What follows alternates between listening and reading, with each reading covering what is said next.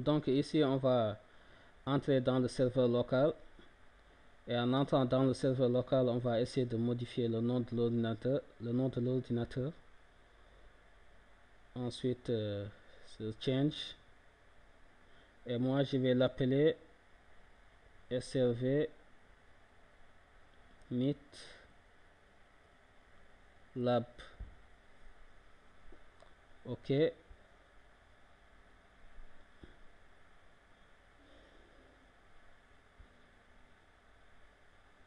Puis on va fermer et on va enregistrer les modifications plus tard.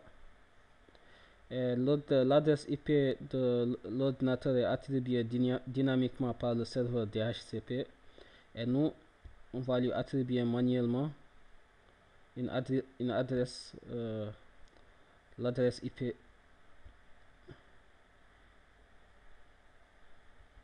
Et l'adresse IP sera le 192.168.0 et 10. On va attribuer aussi on va donner la même adresse IP pour le serveur DNS. OK.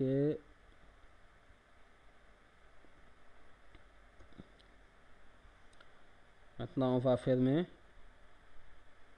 et on va redémarrer l'ordinateur. Maintenant on peut redémarrer l'ordinateur pour enregistrer les modifications. Maintenant on a redémarré l'ordinateur et que les modifications sont enregistrées. Donc maintenant on peut installer Active Directory. Et en installant Active Directory, on va aller dans Gestion, ensuite dans Ajouter, Rôle et Fonctionnalités. D'accord. Ensuite on clique sur Next pour passer à l'étape suivante. Et ici on clique sur Next aussi. Et ici on a les informations de l'ordinateur, à savoir le nom du serveur, l'adresse IP et le système d'exploitation. On passe à l'étape suivante. Et ici on va choisir le rôle ou fonctionnalité. Et nous, ce qu'on va choisir ici, c'est Active Domain Services, c'est-à-dire le service de domaine Active Directory. D'accord. On double-clique sur le rôle. Ensuite on clique sur Ajouter les fonctionnalités. D'accord. Ensuite on passe à l'étape suivante.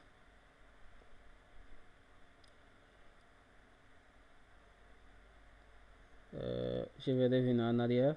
Et dans l'étape suivante, on nous demande de choisir un ou plusieurs fonctionnalités liées à Active Directory. D'accord. Donc ici on ne va pas sélectionner d'autres fonctionnalités, donc on peut passer à l'étape suivante.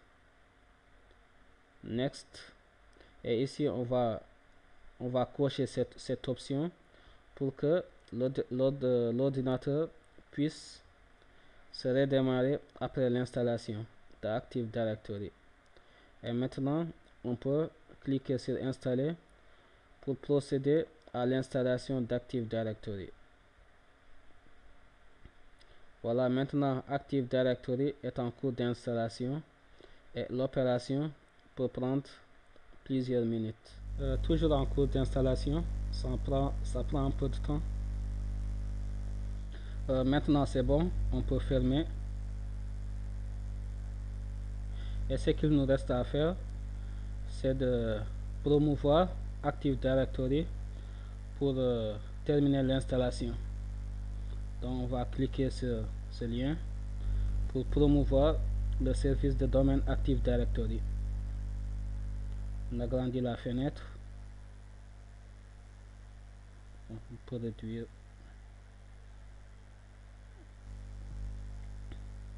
Ça charge.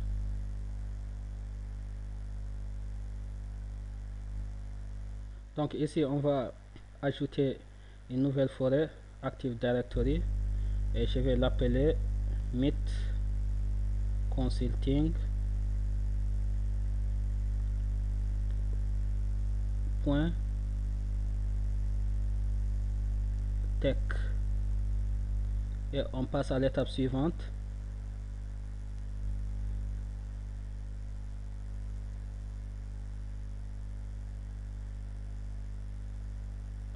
Et ici on va donner un mot de passe. On va ajouter un mot de passe.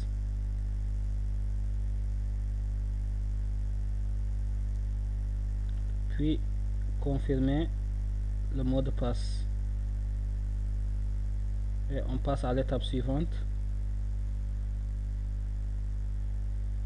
Bon, on n'a pas besoin de la délégation DNS. On passe à l'étape suivante.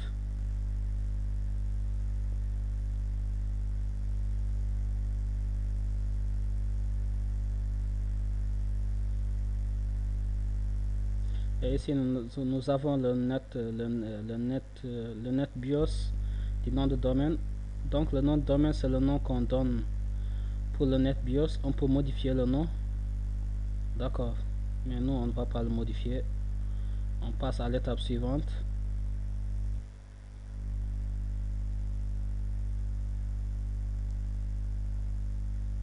Et ici nous avons les chemins d'accès de la base de données Active Directory. On passe à l'étape suivante. Voilà, ici nous avons le récapitulatif.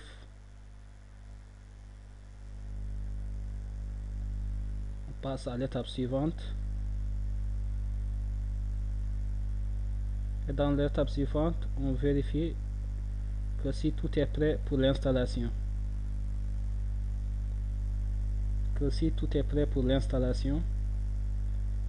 C'est bon. Et maintenant, on peut poursuivre l'installation Active Directory. Et l'installation est en cours. Et ça peut prendre quelques minutes. Toujours en cours d'installation.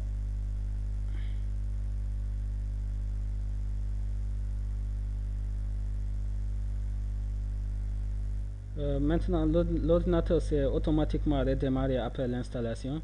Et comme vous pouvez le voir, il y a eu quelques changements. Nous avons maintenant le net BIOS qui représente le domaine. Et ce qu'on a ici, c'est le compte d'administrateur de domaine ou le contrôleur de domaine. Et on va entrer le mot de passe pour se connecter.